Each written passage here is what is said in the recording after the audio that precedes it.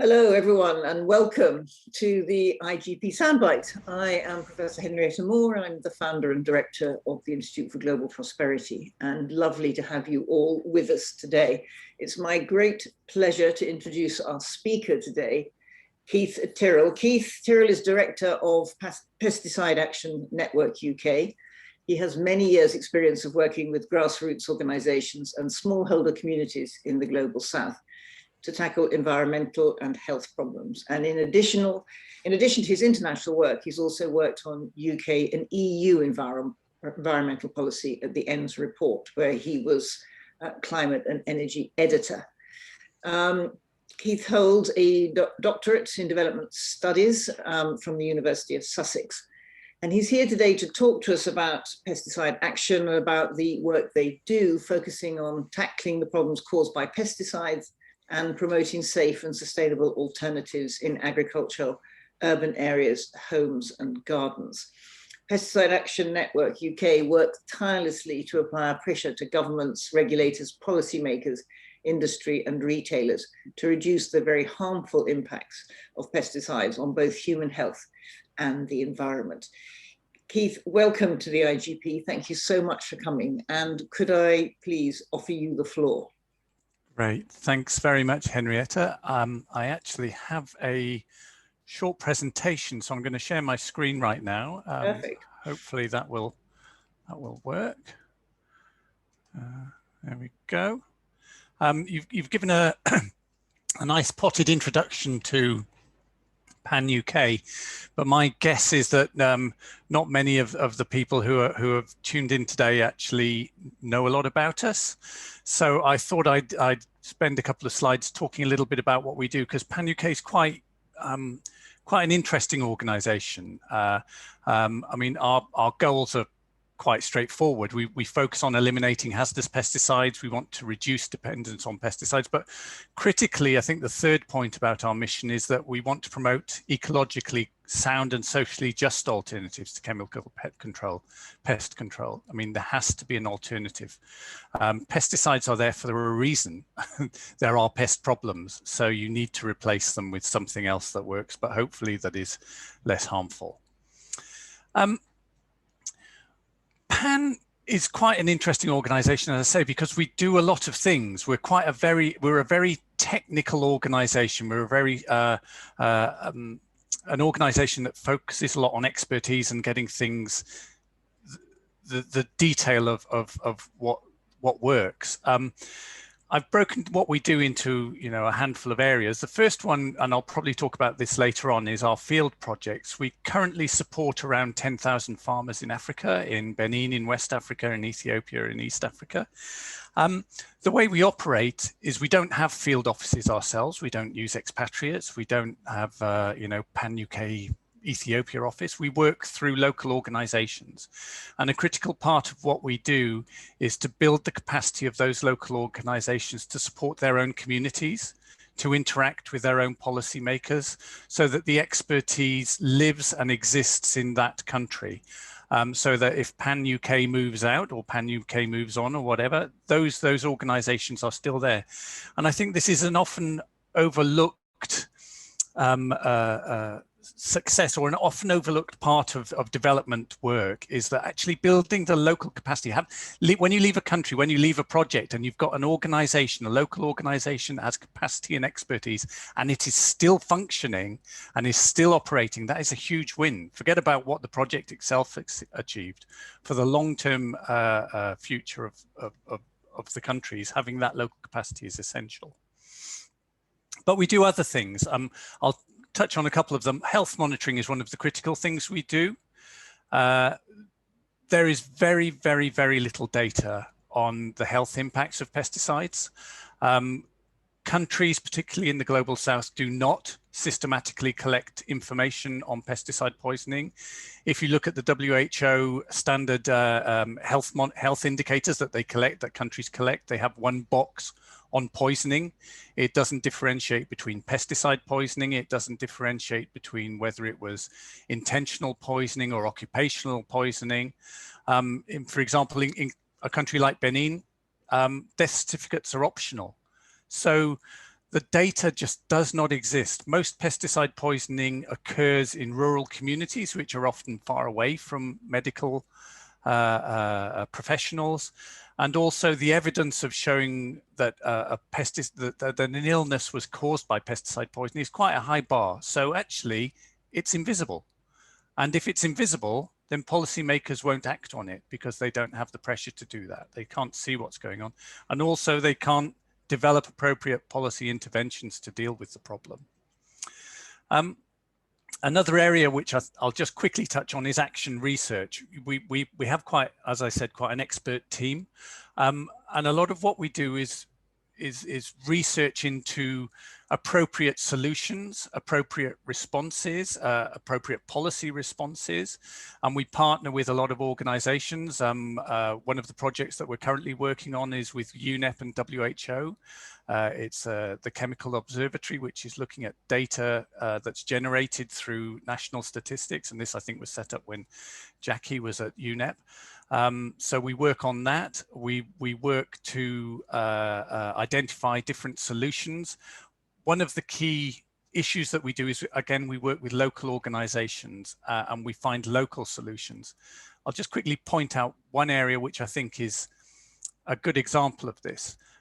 About 8 years ago, there was a pesticide called endosulfan. It was a very old chemistry, organochlorine type pesticide. It was responsible for many poisoning incidents and many deaths around the world. It was used everywhere. It was particularly used in coffee to deal with a pest called the coffee berry borer. And when it was banned globally a few years ago, there was a huge outcry from the coffee sector because they felt we were getting a strong pushback that removing this pesticide would be catastrophic for farmer livelihoods. It would, they would be unable to manage their pests effectively. But actually, when we looked, you have a lot of farmers who were coping perfectly well without endosulfan. Endosulfan had been phased out in many countries. A lot of the sustainability standards like fair trade, like Rainforest Alliance already banned endosulfan. So what you had was a good sample of farmers who were successfully managing a coffee berry borer without endosulfan. And so what we did was, rather than sit in Brighton, where we're based, and you know, do a literature review of what's happening, we actually went to 4 or 5 different Latin American countries. We spoke to farmers who were working, smallholder farmers of different sizes, you know, 2 or 3 hectares, 10 hectares, and some larger plantations, about how they were coping without without endosulfan to deal with this pest. And we took their testimonials and we systematically collected the techniques, approaches that they were using to manage that pest. And we videoed these testimonials. We shared these through a number of areas. And so what you have then is a coffee farmer based in Colombia talking to another coffee farmer based in Ecuador, you know, who looks the same, who talks the same, who's got standing behind a field that looks the same as another coffee farmer's field, saying, it's fine, I can cope without endosulfan to deal with coffee berry borer. So it's about learning what's in the field. It's not about imposing something else from somewhere else. It's finding out what's going on, finding out what best practice is, and bringing that to a wider audience. I won't really talk about policy analysis and advocacy. They're pretty much self-explanatory. Okay. Just take a little step back. Why pesticides? Why is it such a big deal? Because I'm pretty sure that not many of you will have thought much about pesticides and what the implications are. But actually, pesticides are a hidden global catastrophe. They are having a massive impact on the economies, the health and the environments, particularly of the global south. And I've got a few articles here which illustrate that. They're all in the last couple of years. So they're all up to date and they're all pretty recent. I mean, the shocking one, I think, that might grab your attention is that around 385 million farm workers experience acute pesticide poisoning every year. That's around 44% of the global farming workforce. 44%, nearly half of farmers will be poisoned in a year. They may not die, but they will experience an illness because of that, and almost definitely they will have long-term impacts, chronic health impacts. There are around 168,000 pesticide deaths every year. Most of these are recorded as suicides, but we know that's an underestimate because, as I said, the data is not collected, and often it's very hard to determine what those deaths are caused by. And an estimate recently suggested that around 17 million people have been killed by pesticides since the Green Revolution introduced them in the 1970s. So this is not a small problem. It is not a small problem. It is a massive problem, but it is not really paid much attention by policymakers. Ecologically, we're hearing more and more about the impact of the problems with biodiversity and mass extinctions, and pesticides are definitely playing a part in that. And I suppose what's most worrying is global pesticide use is continuing to grow. I mean, it's doubled since the 1990s, and it's growing at around 3% a year, 3 to 4% a year. So it's worth around $65 billion US at the moment globally. It's going to grow to around 70+ billion within the next few years. So everything is going in the wrong way, and we have a big problem, and we need to solve it. So that's the bad news. The good news is that we have a solution to hand. Agroecology is not a buzzword. It is something that works. It is something that exists. It's a collection of techniques. It's an approach. And all of the evidence is that this approach works, and it works, and it is very appropriate for the global south. I won't go through all of these. You can see them on your screens, but basically the message is that we have a solution to hand, and it is easily deployable. The only problem with agroecology is that it's quite hard for people to make money out of it. It's very easy for the global pesticide industry to package up a product in the form of a spray or a seed dressing and sell a product. It's harder to sell agroecology and for somebody to make money out of that. Now, talking a little bit about what we do. When I was talking to Matt a few months ago, we had quite an interesting discussion about, and I'll use the I word here, innovation and technology. Innovation is a word that I find really irritating. You hear it everywhere. You hear it on funding applications, you hear it on research proposals. The I word is everywhere. You've got to prove what you're innovative. And it's almost meaningless. But actually I think it's actually quite a negative word because of the baggage that it comes with and the connotations and the interpretations that it has.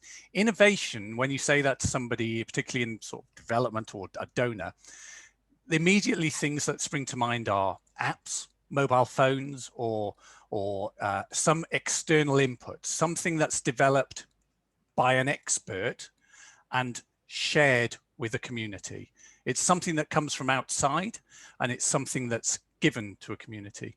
And if there's one thing that we've learned from decades of development, is that a solution that is imposed from the outside without the involvement of local communities is almost guaranteed to fail. Now, I'm not saying there's no place for things like apps or technologies, modern technologies. I mean, sharing information, giving farmers warning about weather or pest outbreaks, using AI to model pest outbreaks. These are all great things, but I think we need to move beyond the idea of innovation and technology as something that involves a screen or comes in a bottle or is developed by someone in a white coat or in a lab. Innovation actually, I think, happens all of the time in the communities in which we work with. And farmers, for me, are natural innovators. They have to cope with all sorts of moving parts in the way that they operate. They have to deal with weather, they have to deal with pest outbreaks, they have to deal with changing government policies, they have to deal with changing markets, they have to be adaptable and flexible and change the way they do. The most successful farmers are the ones who are the most innovative and who are the most adaptable. So innovation, I think, happens all of the time. And when people if people really want to see what innovation looks like, they need to go to a smallholder farmer in Benin or Ethiopia, and you will see it every day. But that's not to say there isn't a role for experts in inverted commas. I think it has to be done in partnership. And I'd like to talk a little bit about a project that we work on that we've worked on for the past sort of decade or so. And again, I've used this title, low tech doesn't mean no tech. Technology comes in many forms. One of the projects that we've been working on is a so-called food spray project. This is a pest management approach or pest management tool that was developed by Panuke and the Australian Cotton Research Institute. This is a picture of Robert Mensah, who was the head of the Australian Cotton Research Institute a few years ago, who developed and devised the food spray. Basically, it's a yeast and sugar-based spray. He developed it for the Australian cotton industry. He commercialized it into a product which was sold and bottled and sold as a product to Australian farmers. And basically it works by attracting beneficial insects into the cotton field and encouraging them to stay in that crop, in that cash crop, and feed on pest populations. So it was made using a whole quite a complex mix, and obviously there were all sorts of issues around, lots of work around ensuring consistency and quality and so on for the Australian market. But a few years ago, 2006, I believe it was, we and Robert went to Benin, and we took that product with us there because we had an organic cotton project there, and he started trialing it with the local farmers. The product worked quite well, but unfortunately it was a bit expensive for a smallholder farmer in Benin. So we started looking at, can we source local materials? The science is pretty clear. It's a yeast-based spray, it's sugar-based spray. It's about using scents and pheromones to attract the insects in. So surely we can do something. So that's what we did. We identified materials, and we tried maize, we tried sorghum, we even tried waste from the local brewery. And we came up with a product that farmers could make themselves, and farmers could mix themselves, and farmers could apply themselves. The costs were very small. But the key point of this is it had to be part of a comprehensive IPM system, integrated pest management system. It had to be accompanied by appropriate training. It had to be accompanied by informing the farmers about how the ecology of insect pest management works. And once they understood that, and once they understood that the role that the food spray played in their system, they started playing around with it. They started using different recipes. They started adding other things to it when they had problems with their nozzles sticking and so on, because the spray wouldn't come out. So we gave them the technology, we explained how it worked, we put it in their local context, and away they went. And they've changed it and they've evolved it and they've tried using different things with it. One of the interesting things that they did, which we never thought of trying, was they were already controlling the pests using neem, locally available neem seed that was ground up. They started mixing that with the food spray originally, and we thought that wouldn't work because neem is it's not an insecticide, but it has an effect on local insects. But we found that actually it had a much greater effect on the sucking pests than it had on the beneficial insects. So when you combined the two of them together, you actually got a double hit and made the food spray even more effective. And that was something that the farmers developed themselves. And here are the results. And I just want to show three things to you. The important thing to realize as well, and it's often a debate, it's something that's often missed in the agricultural debate, is it's not about yield. it is not about yield. It's about profit. That's what farmers are interested in. You know, you can increase the yield a lot, but if you're using very expensive inputs or very expensive seed or whatever, you're going to have a loss. It's about profit, not yield. And that's something that policymakers don't really appreciate. They'll just look at the headline figure of yield.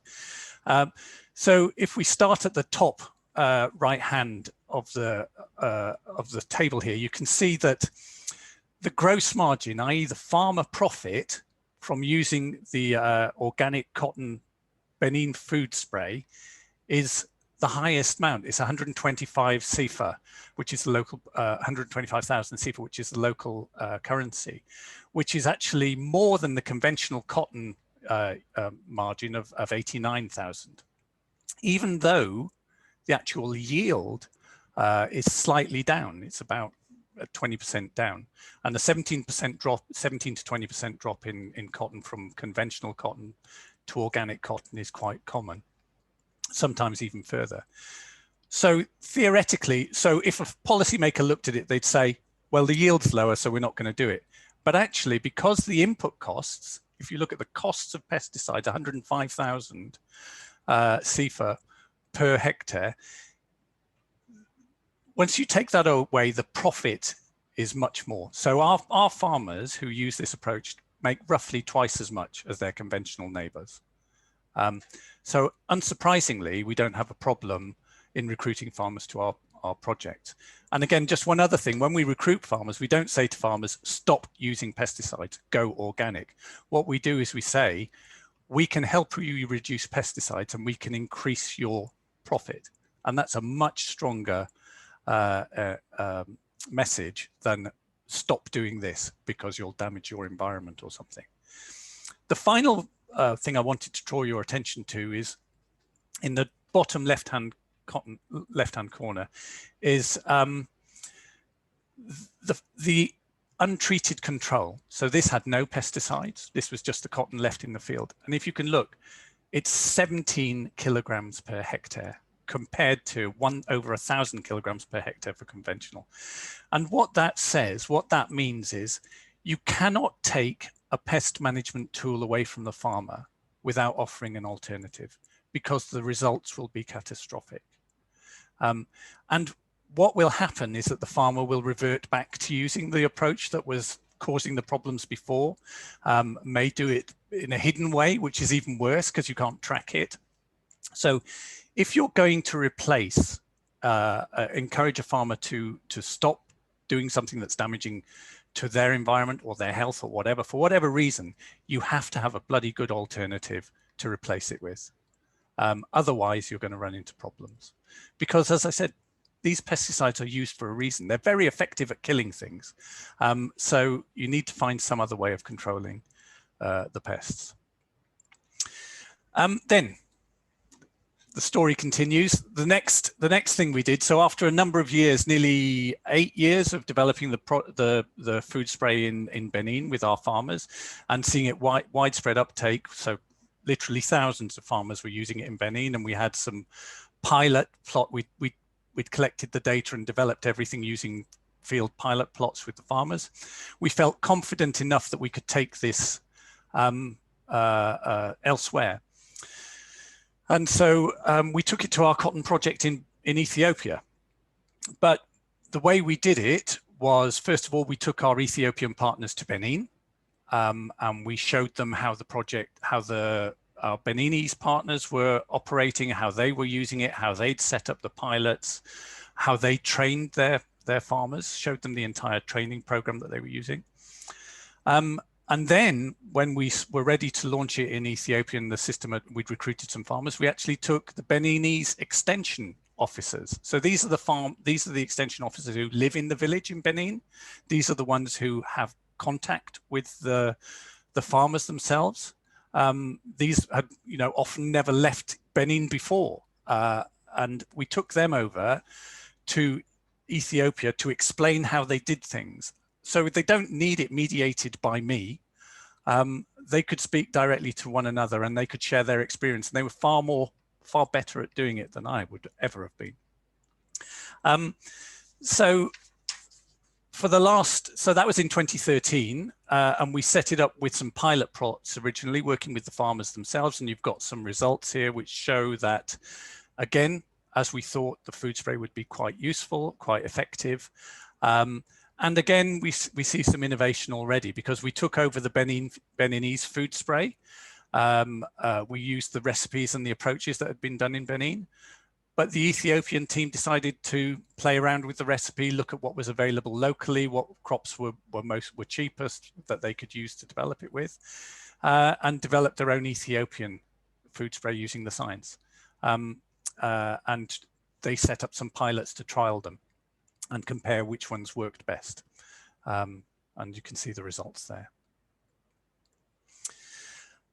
So beyond the pilots, the next couple of years, so we piloted it for a couple of years with a handful of farmers, and then we moved on to real life. And you can see again here, the key point is that when farmers are using it themselves, it's working for them. You know, you can see quite a significant uplift in terms of the yield, and also in terms of the returns. I have data for the returns, which I can share as well, and it's in the papers that I'll share at the end. So we also measured livelihoods and income at the end of it. Also on this quite quickly, we also tried it on a large farm. We tried to persuade some large farms to use it, and they tried it out as well, and it worked. So we unusually, actually, we published a couple of peer-reviewed articles about this. We also have a food spray manual about this. I think one of the things that NGOs are very bad at doing is actually publishing peer-reviewed articles. And so a lot of the time when policymakers come to review what works, they look at the published literature and often miss a lot of what's happening on the ground in real life, because it's not recorded and it's not published, but we took the effort to do this. So those two papers are there. And thank you. That's me. Wonderful. Thank you so much, Heath. So, I mean, this is a hugely important issue. And I think if we could, let's just sort of touch briefly on, first of all, on the UK and then on the global challenge. So, you know, there's been a great deal of discussion about biodiversity loss in the UK recently, and that Desktop Review has just reported and so on. And I think that sometimes people are not quite aware, as you were saying in your presentation, of the sort of the scale of the problem. So, you know, something like, I mean, in the UK, just say something like farmland birds are down by about 40% since the 1970s. So this 50-year period has been particularly damaging in relation to biodiversity. So could you give us a sense of why, I mean, why that 50-year period? I mean, yeah. We've had human farming for quite a long time, and quite a lot of it has involved pesticides. So I mean, you know, but why that particular time frame? So I mean, I covered there mostly our work on international, but we also have quite a vibrant, well, we have a very big UK program which works on UK farming. And to answer your question, well, intensive agriculture, there's been a massive shift in the way that farming has occurred over the last 50 years, and pesticides are part of that. They have facilitated that. They're not the only cause for biodiversity loss, and they're not the only driver of it. But without pesticides, you wouldn't be able to have the farming model that you've got now. If you look at, if you have very close rotations, for example, of, you know, wheat, and then maybe another rotation on huge fields, that is the perfect recipe for pest outbreaks. If you have a very large field, huge monoculture, very close rotations without breaks, you'll have pest problems. So the only way to deal with that is with pesticides, or that's the most effective way. But actually you could avoid having those pest problems by breaking the rotation. But the problem with that is there isn't a market for many of those rotation crops. So what we have at the moment is that our agricultural system has moved from something that was shaped by the environment and shaped by the weather and so on, to something that is shaped by the market. So that's why you have lots of rotations for high value crops, which are totally the worst thing to do if you wanted to manage reduce pesticide use. Yes, and so it's as you say, it's really about the intersection between pesticides and the agricultural system that we're using, because basically the reason why we've used more pesticides is because we've been creating more pests. I mean, that's essentially, I mean, we have an uber pest problem now as well with these, some of these crops, you know, coffee particularly is one of them, right? So that's very interesting, the work that you talked about in copy. But one of the things that lots of people talk about when they talk about pesticides, and I think, again, coming from a misunderstanding of the way we could manage our agricultural system, is to say, well, we have to have pesticides, otherwise the yields go down. And I think, could you say a bit more about that? Because I think a lot of people who are listening to you today will think, oh, crikey, you know, the only way to do this is to spray everything to within half an inch of its life. So let's be clear, you know, pesticides are good at keeping, managing pests, but they have unintended consequences. Now, there are different ways of doing that, but they also have benefits.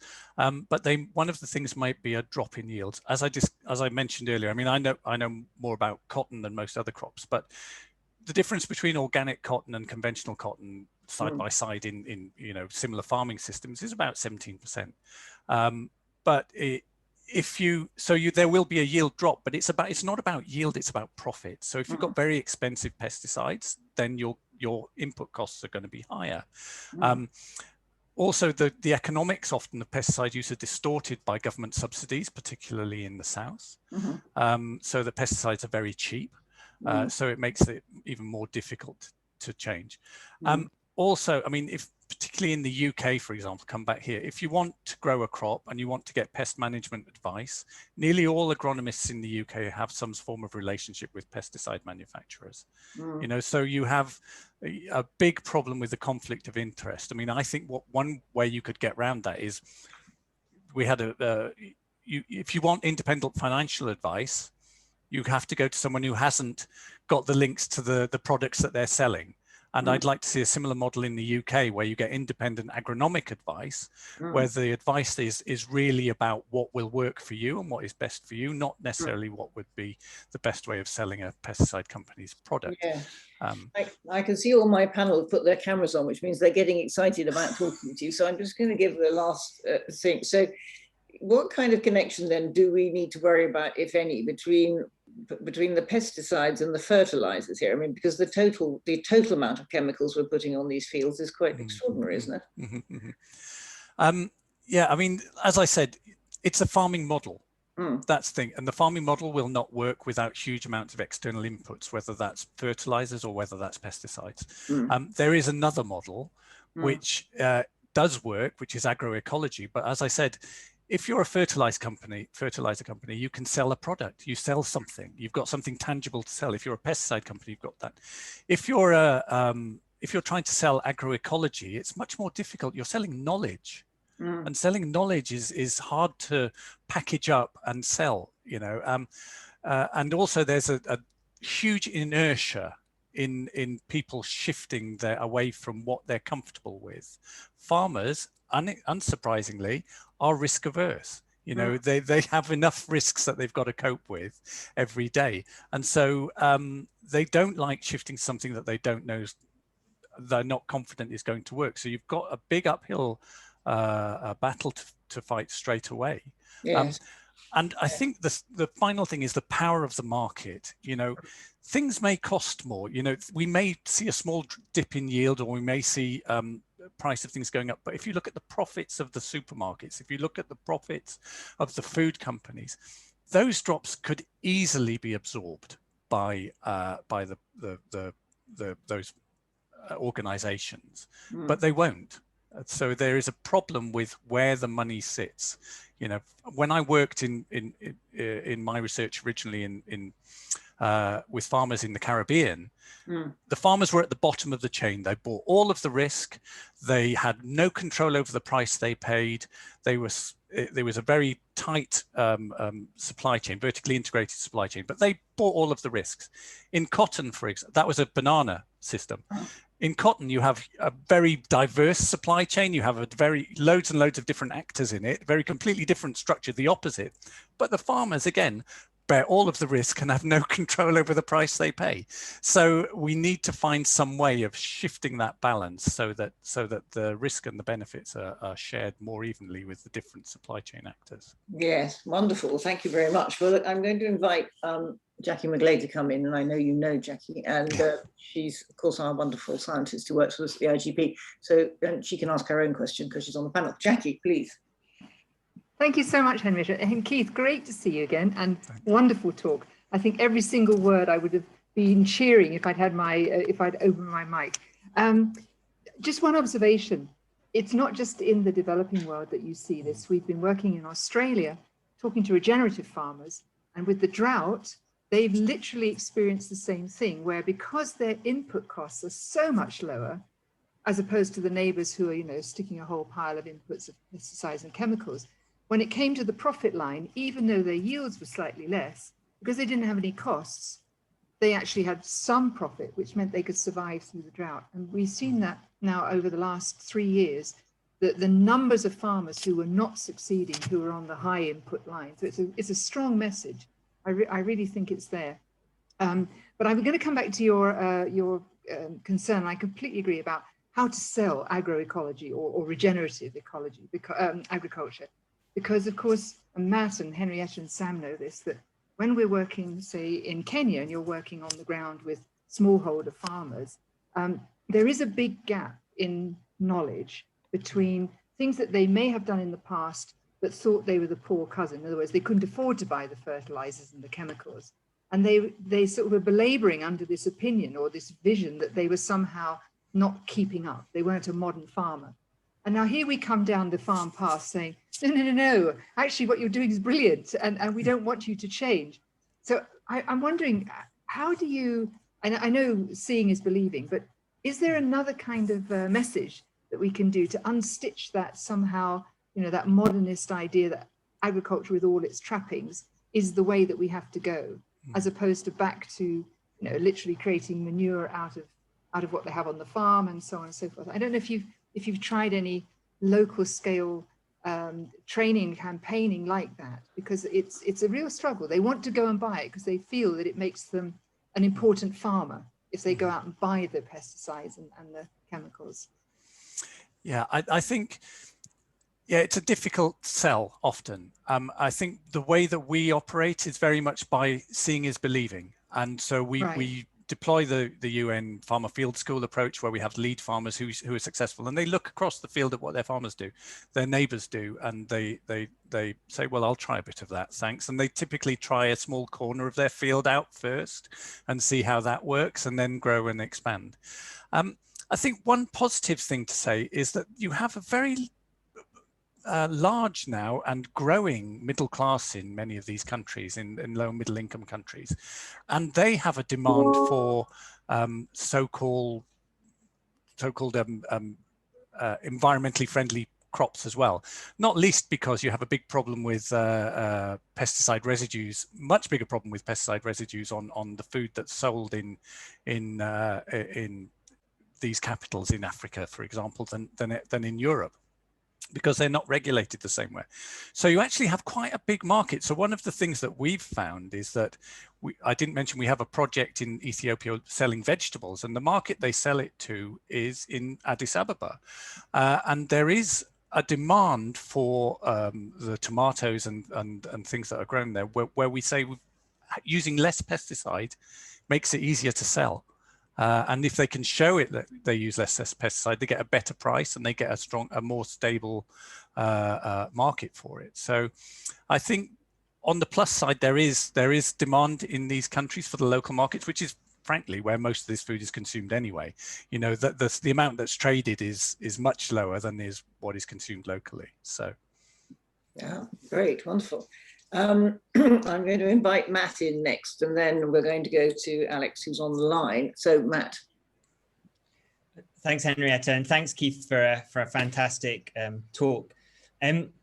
There's a whole load of things that I'd love to ask you about and to keep the conversation going over, but there's some nice questions on the chat, and I don't want to take up too much time. One of the things that strikes me, and it sort of picks up on what Jackie was saying, is this experimentation. So it's recognizing that farmers are always experimenting, and then empowering them to perhaps to believe in those experiments and to scale those experiments up a little bit. And you hinted that your sort of test plots in Ethiopia are built and run by the farmers themselves. And I think this is perhaps just as true. This isn't a global north, global south story, as Henrietta was mentioning. Several years ago, we had Jyoti Fernandez from the Land Workers Alliance in the UK talking really about agroecological experiments led by farmers in the UK. And again, I think that was part of a process of them as an organization saying to farmers, you're the innovators, you're the experimenters. You can take this field forward in a way that the agronomists and their controlled trials, their restricted controlled trials can't do. So I was wondering if you could just tell us a little bit more about that process of experimentation and how it is led by farmers and built and designed by farmers. Yeah, sure. So as I said, we have a series of pilot plots, and they are on the farmers' fields themselves. And typically what we'll have is some of the more open-minded or the more willing to take a risk type farmers who will say, oh, well, come on, you can use a corner of my field. So we don't use up their whole field. What they get is additional extension support. So we have our teams who live in the villages and who are working. So in exchange for a small corner of their field, they'll get more training and more support from their our extension team. And they'll be able to see how it's working, you know, and they tend to, they're the ones who are in their fields every day and all day, every day, and they're seeing what's happening and they're understanding what's happening. And the whole point about having that extension is explaining what is behind the system, what's going on. I mean, one of the things that we've provided is and developed is a whole suite of training materials around, you know, identifying beneficial insects versus pest insects and so on. And so it's about giving these farmers the basis of what the science is, or if you like, what is the theory behind, why would this work? Giving them the tools to understand how this works, and then leaving them to go. And it sort of grows organically, to use the word. And we typically see that, again, deploying the UN Farmer Field School approach is you have a lead farmer who is the real expert, the local expert, and he will share or she will share their experience with their community, and their community will follow what works. So it's really, and everything has to be adapted to the local conditions. The local conditions, which are not just environmental, but they're social, they're cultural. You know, for example, some of our projects in Benin, we have a very high number of women participants in our project in Benin, and they have very different access to land. They have very different availability and ability to work their fields. They have very different access to labor. So with those communities, they do different things than the communities 3 miles up the road, which is run by men. So they're all adapting and experimenting, but as long as they understand the science behind it and why these things work and the theory behind it, they can adapt and tweak and change the way that works best for them. Great, thank you. So we have a question from one of our participants online, Alex Brown, and Alex is saying, thank you for an inspiring lecture. You seem to achieve a lot by not finger wagging at farmers. The examples you gave are all in the global south, but what programs do you have in the UK in places like Lincolnshire or Norfolk or in other countries with mass industrial farming? So the difference between our international work and our UK work is well, I suppose we work with the partners in the UK as well. If you go on our website, there's some case studies and of UK farmers who are doing things differently. I think one of the problems with the UK is farmers tend to be just put in a box and assume they're homogenous. If there's one thing about farmers is they're all different. You put 3 farmers in a room and they'll disagree on the time of day and whether it's raining or not, and whether they're in the UK or whether they're in Ethiopia. And the problem is that the government tends to think all farmers want the same thing and need to be treated the same. But what we've found is that actually there are lots of progressive farmers in the UK. There are lots of farmers who are experimenting in the UK.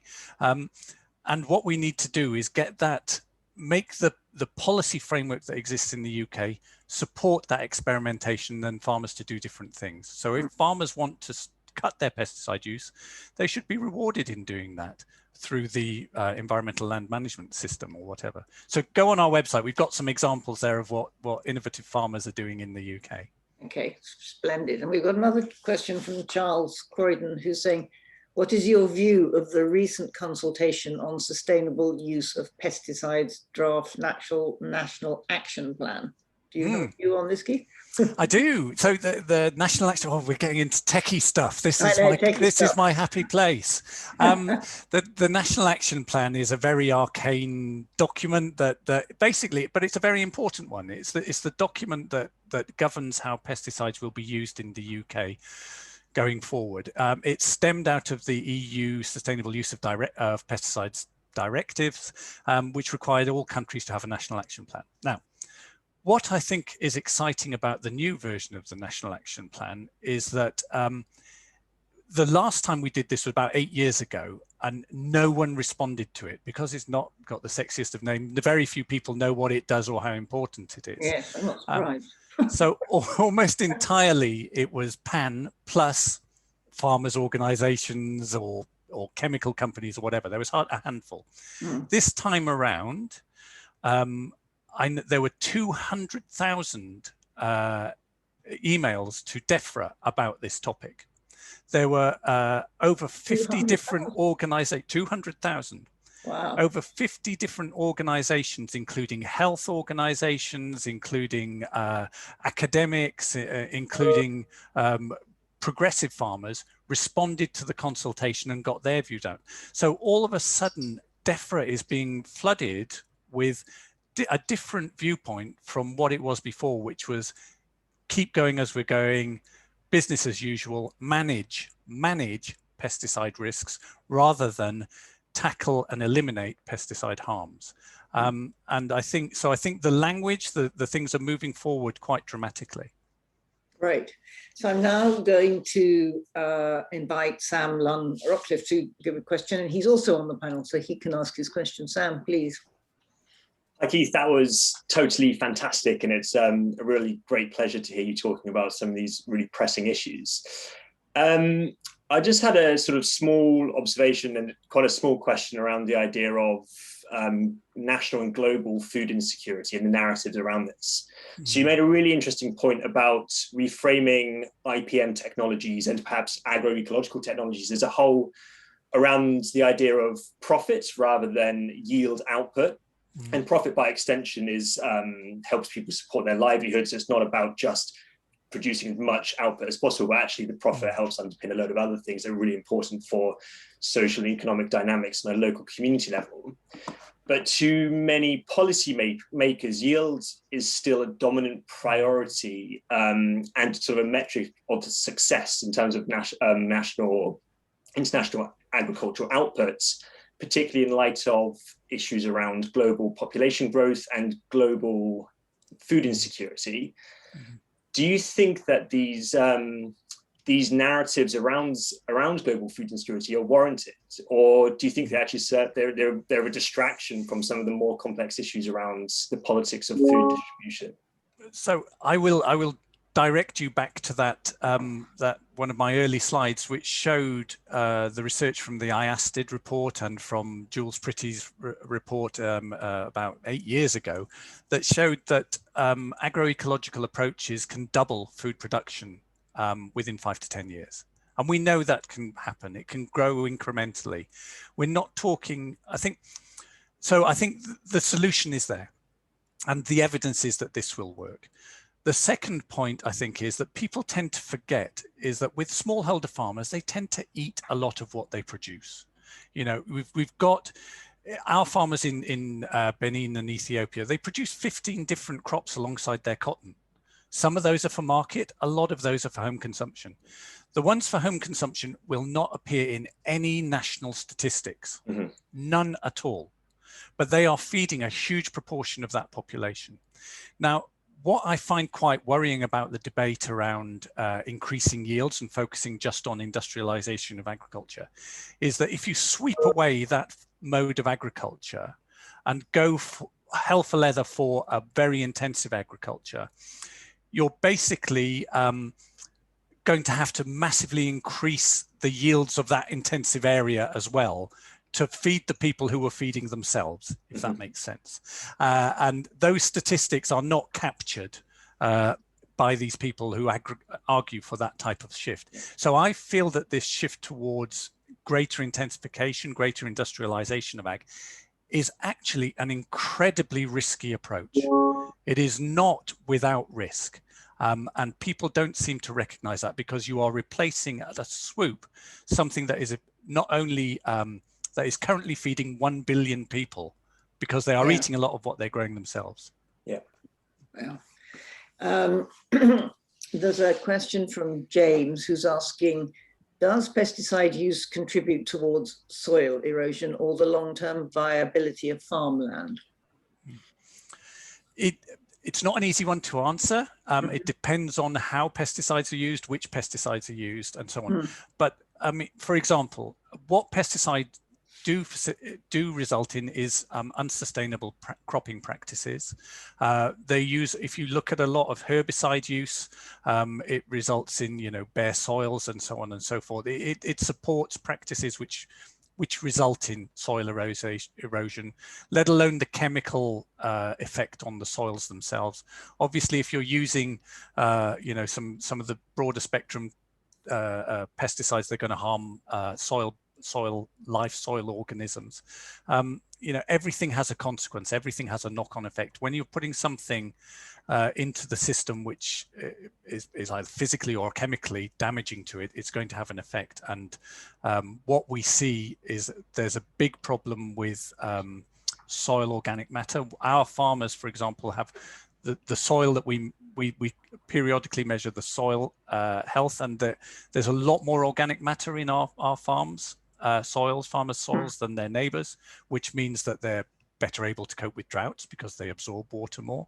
They're better able to cope with floods because they stop runoff more, the soil compaction. So, you know, it's a win-win-win. There's all sorts of these benefits which are just not captured by an approach which just focuses on yield and economics, particularly at a national scale. Yeah, that's a very important point. Now we're coming very close to time, but I know Matt is keen to ask another question. So Matt, I'm going to you can just squeeze in, I think. Thanks, Henrietta. And Jackie, you might want to come in on this as well. So I just wanted to pick up on the conversation that you were having with Sam, Keith, and your response to that, which I think was really a really important response, right? Which is, you know, this global policy debate about feeding the 9 billion and the drive therefore for food security, which we've seen the food sovereignty movement push back against and argue for food sovereignty, not food security. And what we're effectively hitting on here is the fact that global calculations of food production yields globally are only really counting those foods that enter the monetary economy in some way and that are involved in either internal records because they're bought and exchanged or in international imports and export figures. So what we're effectively doing globally, and I might be getting this wrong, and that's why I'd like Jackie to come back in, because I think you would know a little bit more about this, but potentially we're massively underestimating how much food is produced in the world, right? And then on the basis of that massive underestimation, there's a whole policy discourse which is driving the move towards more industrialized forms of agriculture. So the whole terms of our discussion are potentially completely wrong, founded empirically wrong. Jackie, am I reading that situation right from your perspective first, perhaps before Keith comes back? No, correct. And even the FAO would agree with you at this stage. Oh, blimey, that's very, I don't think we want the FAO endorsing Matt. Anyway, okay, great. Keith, what's the answer? What's the answer? I don't have much to say apart from to agree. And I think, I think there are for me, there are lots of similarities with, if you look at the climate debate and the need to shift towards a low carbon economy, you can either go and build large centralized nuclear power stations, which cost a lot of money and have risks and take a long time to build, or you can do, renewables, and you can put a wind turbine up here, a solar roof there, and you can do it in lots and lots of different places, incrementally, slowly, or quickly rather, but lots of little things at once, which is inherently resilient, is much easier to achieve in terms of scalability. And it's the same with agroecology. Either you sweep away what's happened, what we've got now, and which 1 billion people are currently engaged in producing for us, and replace it with this model of industrialized agriculture, or you spend more time, frankly, training farmers to do better with what they've got. One of the real problems with agriculture in the world for me is that the dire state of agricultural extension globally. It is just awful. It is just terrible. So farmers are trying to grow with one hand or two hands tied behind their back because they are not educated or supported to grow in more sustainable ways. We have to invest in farmer training. A wonderful point to finish on, Keith. Wonderful, wonderful. Thank you so much for joining us at the IGP and for telling us about your really important work. And much more importantly as well, thank you for supporting us in the work that we're doing. We really deeply appreciate it. And because we're a bit crazy at the IGP and because we've got the panel, we can actually still give you a round of applause in these virtual times. So thank you very much indeed. Thank you very much. Thanks for listening to me. Thanks a lot. Bye-bye. Have a good day. Thanks very much. Cheers. Bye. Bye.